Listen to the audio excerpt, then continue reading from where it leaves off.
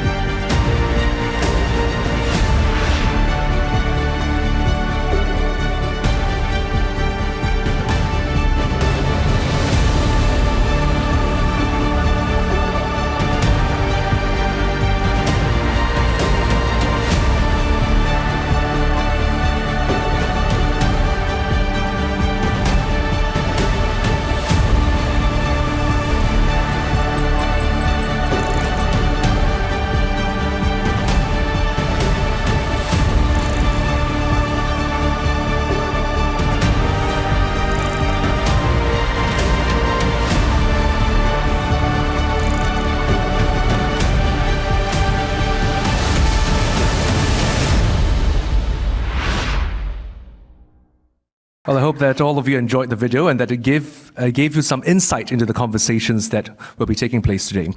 For now, I'd like to invite Jessica Chiam, founder and managing director of EcoBusiness, to take the stage to deliver her welcome remarks. Jessica, please.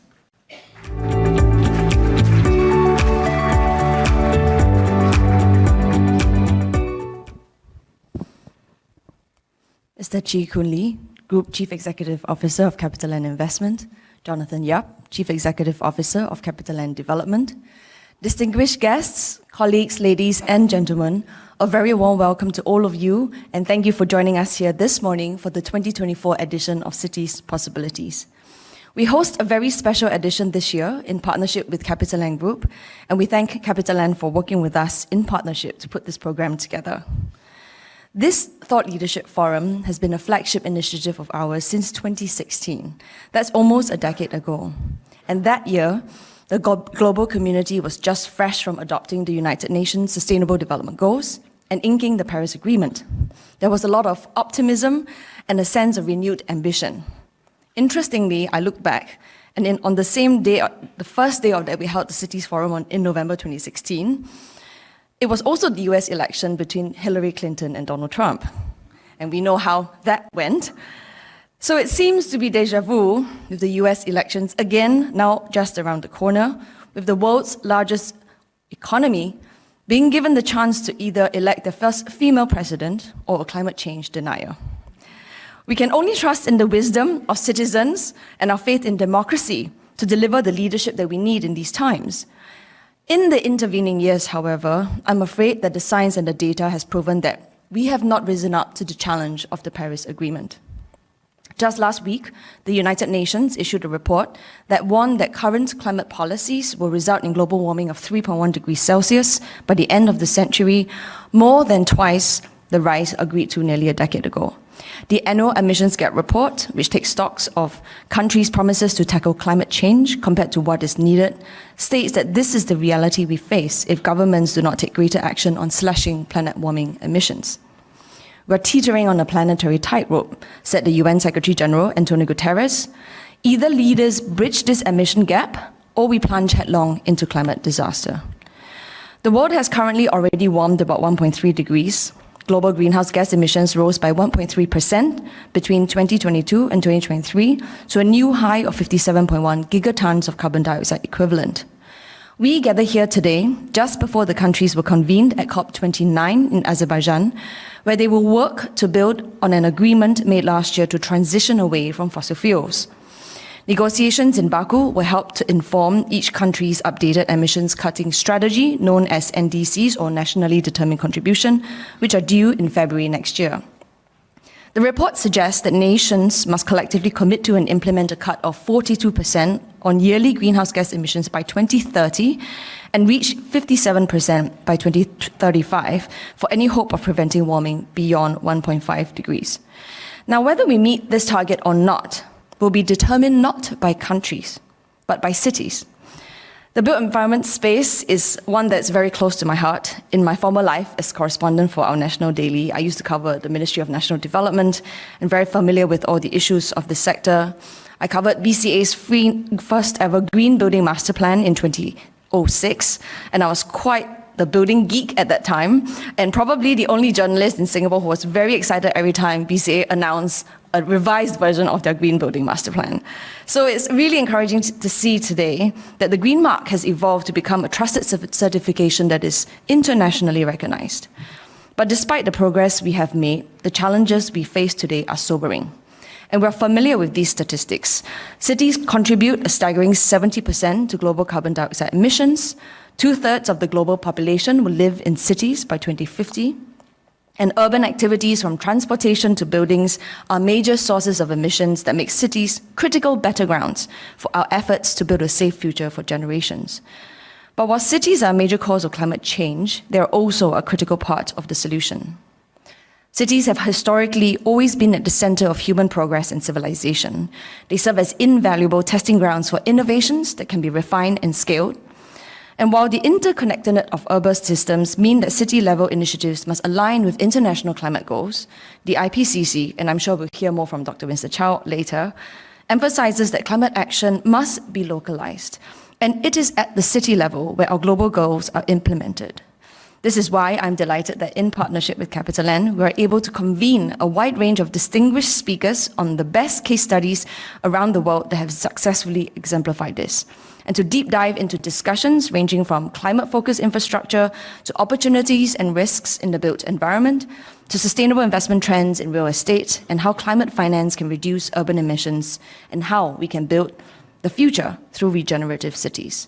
Together, I hope we can chart new pathways for new thinking and strategies for cities to rapidly decarbonize, from accelerating the energy transition, improving urban planning and infrastructure, electrifying and enhancing public transport systems, managing waste and water resources, and increasing our green and blue spaces.